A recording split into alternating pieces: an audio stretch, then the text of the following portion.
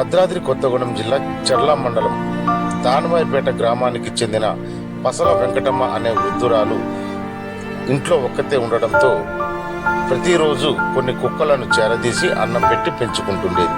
గురువారం పసల వెంకటమ్మ అకాల మరణం చెందడంతో కుటుంబ సభ్యులు అక్కడికి చేరుకొని రోధిస్తున్నారు.